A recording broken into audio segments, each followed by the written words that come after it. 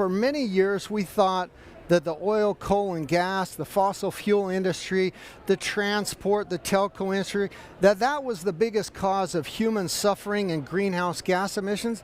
Absolutely not. The biggest industry that touches every human being on Earth, human suffering, human health, and greenhouse gas emissions is the agriculture, seafood, and beverage industries and how we produce and consume food. And so it's the biggest pivotal moonshot moment in history that we have 9 years left to really fix it. And so I say global food reformist.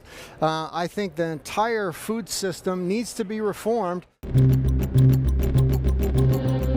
For every 2 tons of food produced on the planet, 1 ton is wasted. So around 1/3 of everything that's produced on the planet is wasted. It's over 1 billion tons of food every single year. Now, when you talk about those big statistics, it's hard to get your head around them. So let's just talk about them in a bit different way. You need an area the size of China to grow the food that we throw away every single year. I think like all these like purpose-driven companies has to help their consumers to find the aha moments, because we are not enough as perfect consumers. We have to become active citizens as we are running out of time and have to act so extremely fast within this. Restoring nature is so low tech, and in a time where everything has to be high tech and complicated, I believe people are in dire need of solutions. So yes, I do believe that consumer-facing communication, whether it comes from brands or from NGOs like ourselves or from governments, is super important when it comes to really changing the mindset and really making this the decade of doing. It was a great meeting, but the highlight of it is that Jeff Bezos, who was at the meeting, made a big announcement to invest $1 billion for landscape restoration in Africa. I think we need that magnitude of funding. So Jeff Bezos' commitment will come together with another commitment made by 8 financial institutions. So in total now we have $20 billion committed for land restoration in the Sahel from 2021 to 2025. When we look at what the dietary people say, the specialists, they're looking at the nutrients of this kind of food and they see it's great. You know, it's basically beans in different varieties that you have refined. So you will have a high protein content, you will get a lot of nutrients in it, so we know beans are good for health. Mm-hmm. And then we can argue about, could we produce those kind of foods in a better way? Of course we can, and we will. So I think moving away from as a society, moving away from some of the large-scale farming, monocrops, to more regenerative farming, that's what we're going to see. What can we do as citizens and consumers? Well, firstly, it's about shifting our consumption to start to halve down our own emissions, like moving to plant-based food, reduce food waste, and becoming more circular in our consumption, of course. Our ask of the policymakers is regulate us. Yeah, that's right.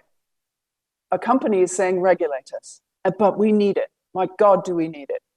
We have got to set global standards for carbon accounting and carbon offsetting.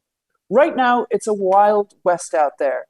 There's lack of clarity and it feeds greenwashing and delays meaningful action. We need a set of global standards and targets that every company is working to. What's our message for business? Join us. Cut the bullshit. Cut the blah, blah, blah. Let's use our voices together. We can be so much stronger together and we can drive this change. I mean, when we think that a cup of coffee is more than 130 liters of water and a hamburger is more than 2,000 liters of water, we should also look at having regulations in that space and rewarding the companies who produce things with a good carbon footprint, but also a good water footprint.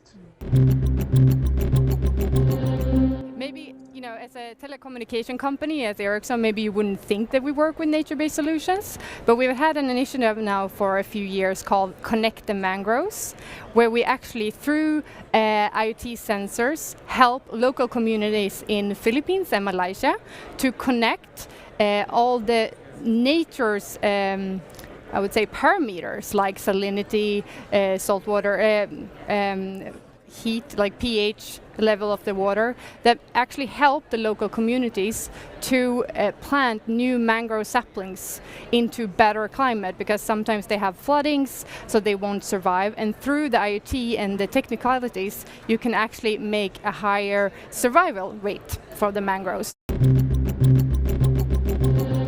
To really be a disruptor, you need a technology, and I think we're really there. We are testing, we are very close. You need a market, and you can hear from Dines, this is really wanted from the market.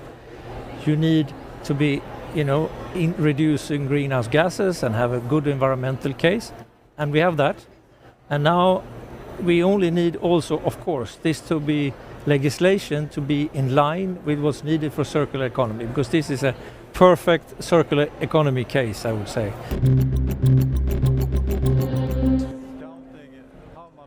Fuels subsidized since the start of the COP meeting. Right. So it's right now $22 billion. That is what the world governments are sponsoring the fossil fuel industry right now. Yeah. So when we're talking about change and talking about limiting the emission, our governments around the world, all countries are doing this. They are financing and sponsoring the destruction.